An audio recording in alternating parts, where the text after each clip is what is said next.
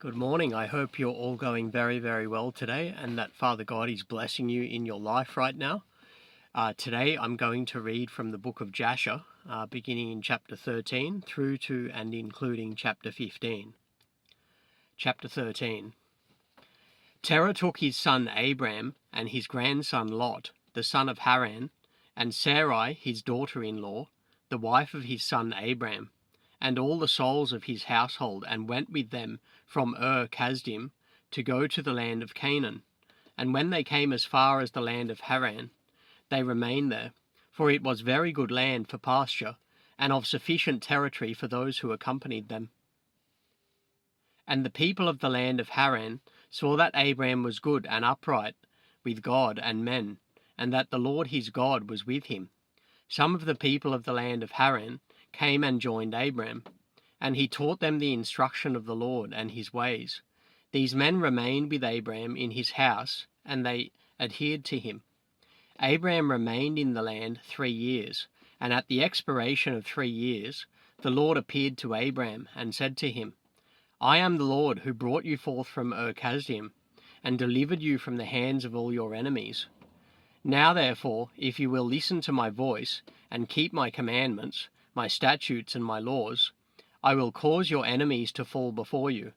I will reproduce your descendants like the stars of heaven, and I will send my blessing on all the works of your hands, and you shall lack nothing. Arise now, take your wife and all belonging to you, and go to the land of Canaan, and remain there. And I, God, will be there for you, and I will bless you. And Abram rose, and took his wife and all belonging to him, and he went to the land of Canaan, as the Lord had told him. And Abram was 50 years old when he went from Haran.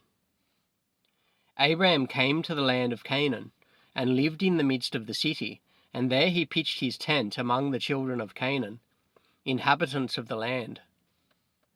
The Lord appeared to Abram when he came to the land of Canaan, and said to him, This is the land which I gave to you, and to your descendants after you forever. And I will make them like the stars of heaven, and I will give to your descendants all the lands which you see for an inheritance. And Abram built an altar in the place where God had spoken to him. And there Abram called on the name of the Lord. At that time, at the end of 3 years of Abram's dwelling in the land of Canaan, in that year Noah died, which was the 58th year of the life of Abram. All the days that Noah lived were 950 years, and he died. Abram lived in the land of Canaan, he, his wife, and all belonging to him, and all those that accompanied him, together with those that joined him from the people of the land, but Nahor, Abram's brother, and Terah his father, and Lot the son of Haran, and all belonging to them lived in Haran. In the 5th year of Abram's dwelling in the land of Canaan, the people of Sodom and Gomorrah and all the cities of the plain revolted from the power of Chedorlaomer, king of Elam, for all the kings of the cities of the plain had served Chedorlaomer for 12 years, and given him a yearly tax. But in those days, in the 13th year, they rebelled against him. In the 10th year of Abram's dwelling in the land of Canaan, there was war between Nimrod, king of Shinar, and Chedorlaomer, king of Elam, and Nimrod came to fight with Chedorlaomer, and to subdue him. For Chedorlaomer was at that time one of the princes of the hosts of Nimrod, and when all the people at the tower were dispersed, and those that remained were also scattered on the face of the earth, Chedorlaomer went to the land of Elam, and reigned over it, and rebelled against his lord.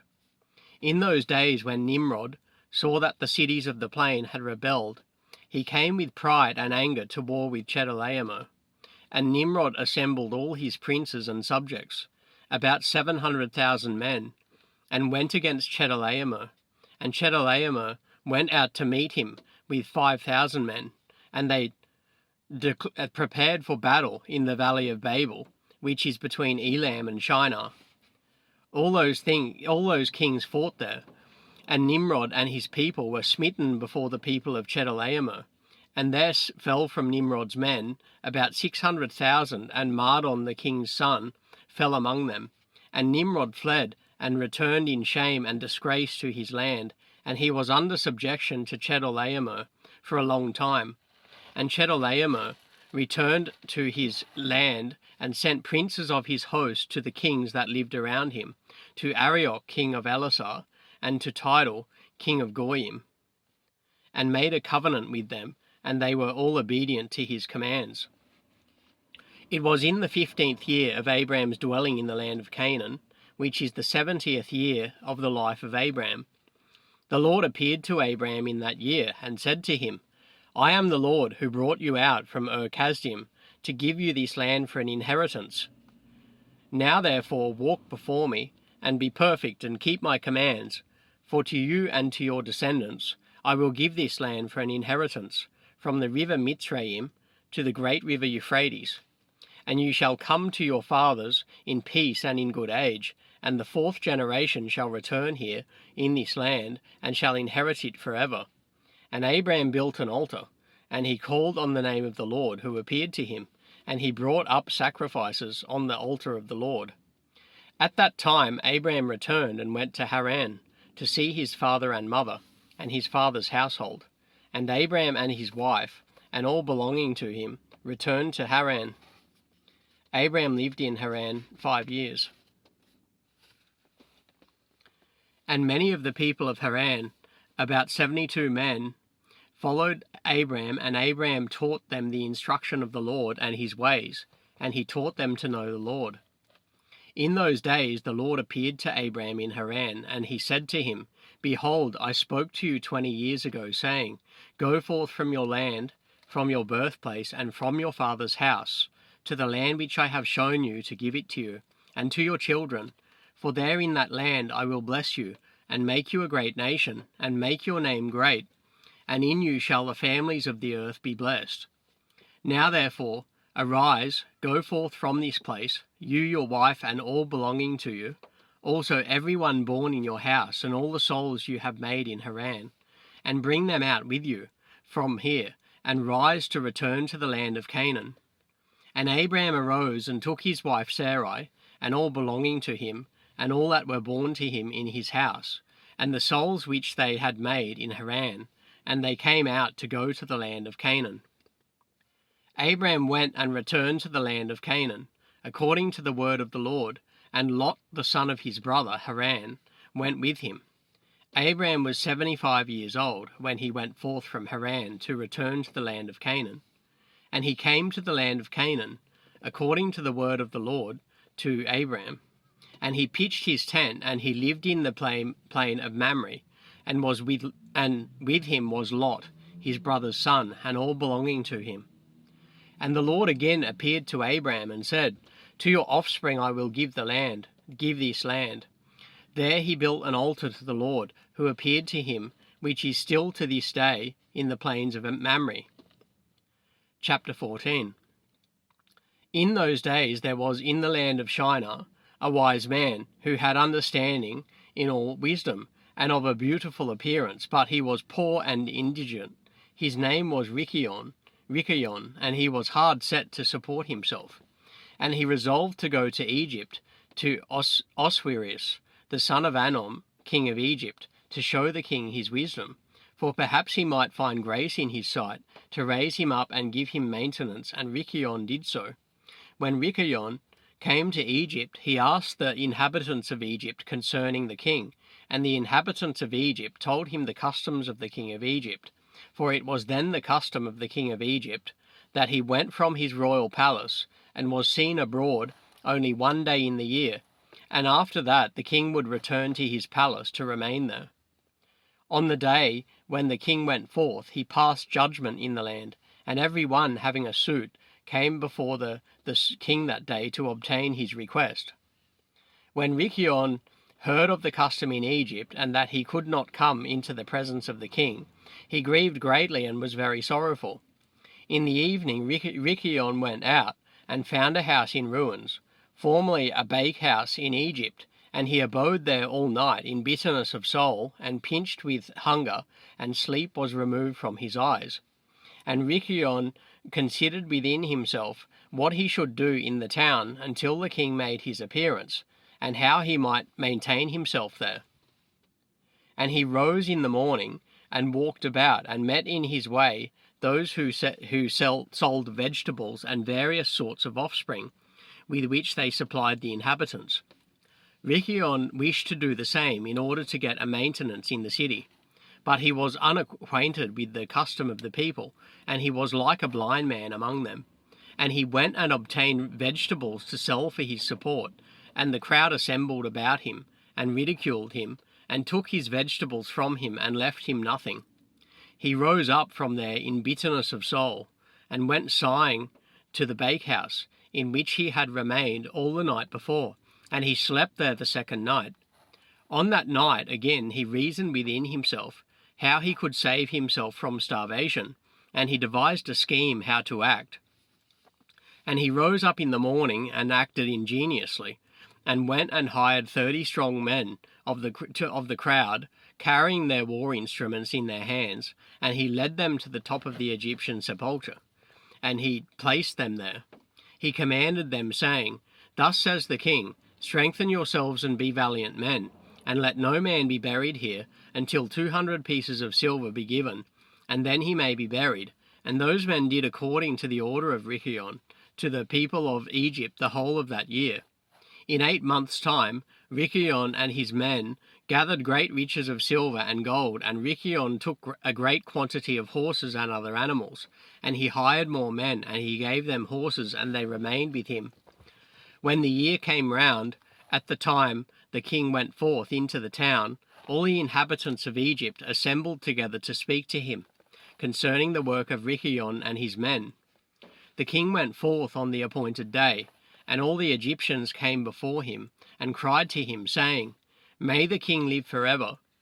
What is this thing you do in the town to your servants, not to allow a dead body buried until so much silver and gold be given?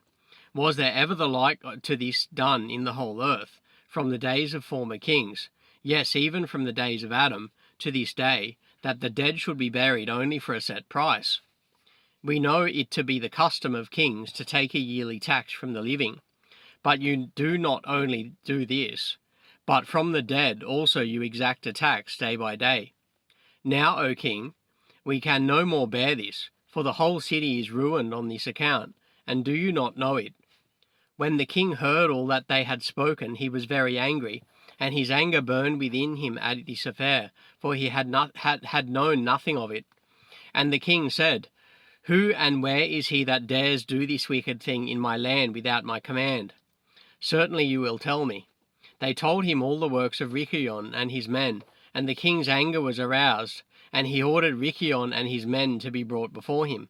And Ricion took about 1,000 children, sons and daughters, and clothed them in silk and embroidery, and he set them on horses and sent them to the king by means of his men, and also took a great quantity of silver and gold and precious stones, and a strong and beautiful horse as a present for the king, with which he came before the king, and bowed down to the earth before him. The king saw his servants, and all the inhabitants of Egypt wondered at the work of Ricion. They saw his riches and the presents that he had brought to the king. It greatly pleased the king, and he wondered at it. And when Ricion sat before him, the king asked him concerning all his works. And Ricion spoke all his words wisely before the king, his servants, and all the inhabitants of Egypt. When the king heard the words of Ricion and his wisdom, Ricion found grace in his sight, and he met with grace and kindness from all the servants of the king, and from all the inhabitants of Egypt, on account of his wisdom and excellent speeches, and from that time they loved him greatly. And the king answered and said to Ricion, Thy name shall no more be called Ricion, but Pharaoh shall be your name, since you did exact a tax from the dead. And he called his name Pharaoh. The king and his subjects loved Ricion for his wisdom, and they consulted with all the inhabitants of Egypt to make him prefect under the king. All the inhabitants of Egypt and its wise men did so, and it was made a law in Egypt. They made Ricion Pharaoh prefect under Oswiris, king of Egypt, and Ricion Pharaoh governed over Egypt, daily administering justice to the whole city. But Oswiris, the king, would judge the people of the land one day in the year, when he went out to make his appearance. And Richion Pharaoh cunningly usurped the government of Egypt, and he exacted a tax from all the inhabitants of Egypt. And all the inhabitants of Egypt greatly loved Richion Pharaoh, and they made a decree to call every king that should reign over them, and the descendants in Egypt, Pharaoh.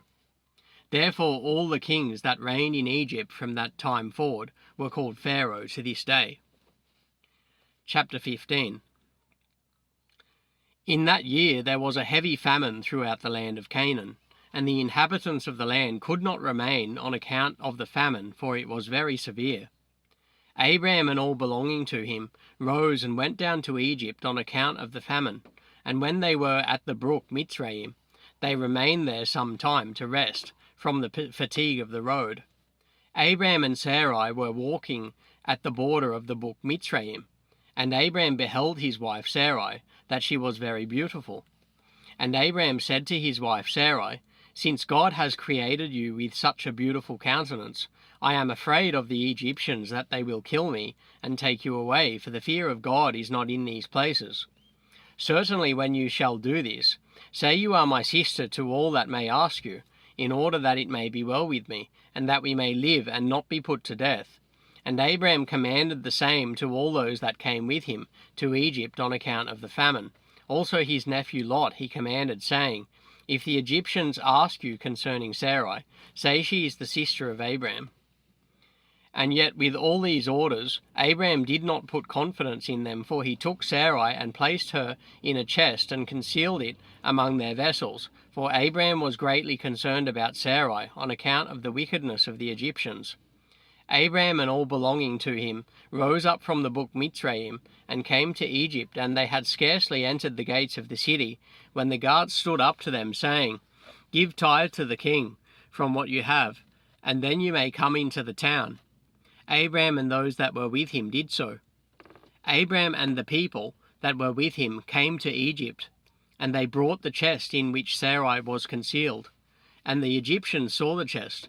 And the king's servants approached Abraham, saying, "What have you here in this chest, which we have not seen? Now open the chest and give tithe to the king of all that it contains." Abraham said, "This chest I will not open, but all you demand on it I will give." And Pharaoh's officers answered Abraham, saying, "It is a chest of precious stones. Give us the tenth of its value." Abraham said, "All that you desire I will give, but you must not open the chest." And the king's officers pressed Abraham. They reached the chest and opened it with force, and they saw a beautiful woman was in the chest. When the officers of the king saw Sarai, they were struck with admiration at her beauty, and all the princes and servants of Pharaoh assembled to see Sarai, for she was very beautiful. The king's officers ran and told Pharaoh all that they had seen, and they praised Sarai to the king. Pharaoh ordered her to be brought, and the woman came before the king. Pharaoh observed Sarai, and she pleased him greatly, and he was struck with her beauty. The king rejoiced greatly on her account, and made presents to those who brought him the news concerning her.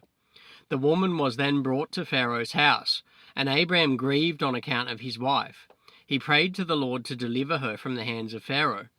And Sarai also prayed at that time and said, "O Lord God, you did tell my lord Abraham to go from his land and from his father's house to the land of Canaan.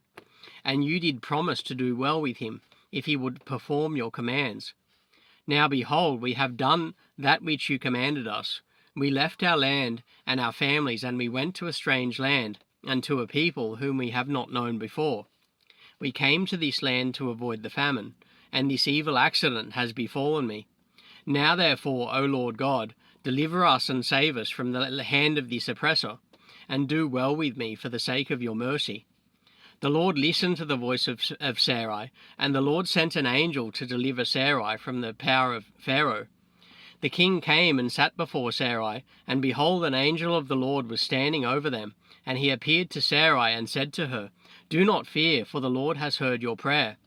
The king approached Sarai and said to her, "What is that man to you who brought you here?" And she said, "He is my brother." The king said, It is incumbent on us to make him great, to elevate him, and to do to him all the good which you shall command us. At that time the king sent to Abram silver and gold and precious stones in abundance, together with cattle, men servants, and maidservants. And the king ordered Abram to be brought, and he sat in the court of the king's house. And the king greatly exalted Abram on that night. The king approached to speak to Sarai, and he reached out his hand to touch her, when the angel struck him heavily. He was terrified, and he refrained from reaching to her. And when the king came near to Sarai, the angel struck him to the ground, and acted thus to him the whole night, and the king was terrified.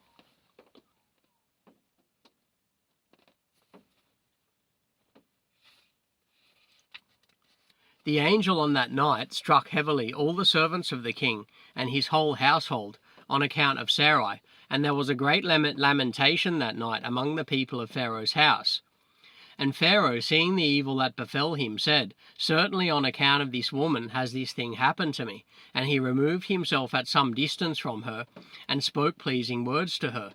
The king said to Sarai, "Tell me, I pray you, concerning the man with whom you came here."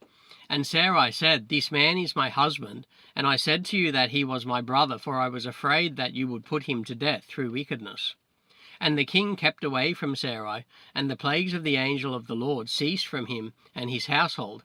Pharaoh knew that he was smitten on account of Sarai, and the king was greatly astonished at this. In the morning the king called for Abram, and said to him, "What is this you have done to me? Why did you say she is my sister, since I wanted to take her as a wife, and this heavy plague has therefore come on me and my household? Now therefore, here is your wife, and take her, and go from our land, so we don't all die on her account." And Pharaoh took more cattle, men servants, and maidservants, and silver and gold to give to Abram, and he returned to him Sarai his wife. And the king took a maiden, whom he had by his concubines, and he gave her to Sarai for a handmaid. The king said to his daughter, "It is better for you, my daughter, to be a handmaid to this man's house, than to be a mistress in my house, after we have seen the evil that came upon us on account of this woman." Abram arose, and he and all belonging to him went away from Egypt. And Pharaoh ordered some of his men to accompany him, and all that went with him. And Abram returned to the land of Canaan, to the place where he had made the altar, where he at first had pitched his tent. Lot the son of Haran, Abram's brother, had a heavy stock of cattle, flocks and herds and tents, for the Lord was bountiful to them on account of Abram.